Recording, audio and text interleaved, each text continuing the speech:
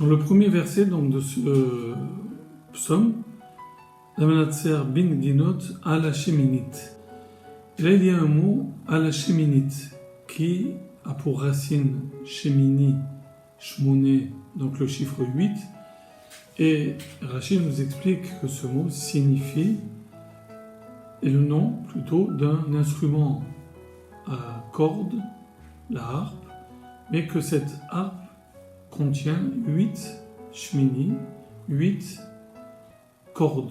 Donc c'est une harpe à 8 cordes, et ce mizmor est donc joué, chanté, avec cette harpe à 8 cordes. Ça c'est pour l'explication du mot sheminit. Il y a un deuxième sens du mot sheminit. Dans le premier sens, c'est les cordes, les 8 cordes.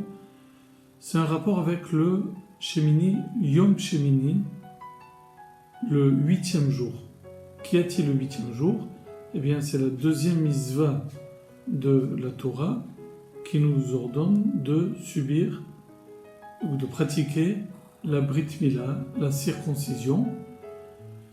Ici, David donc remercie Dieu pour cette mitzvah de la Brit Mila. On raconte qu'un jour, le roi David s'est retrouvé au bain où il se lavait et il était donc tout nu. Et à ce moment-là, où il se retrouvait tout nu, il a réalisé qu'il était également nu de mitzvot. Il n'avait aucune mitzvah sur lui, aucun commandement, aucun rappel de son judaïsme.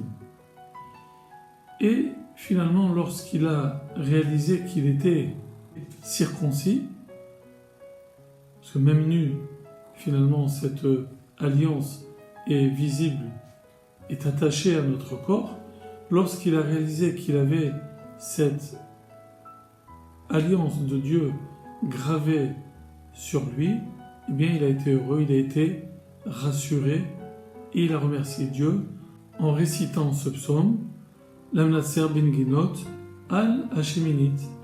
Donc c'est un remerciement sur cette mitzvah de la Mila qui ne nous quitte pas, bien que nous soyons nus d'autres mitzvot.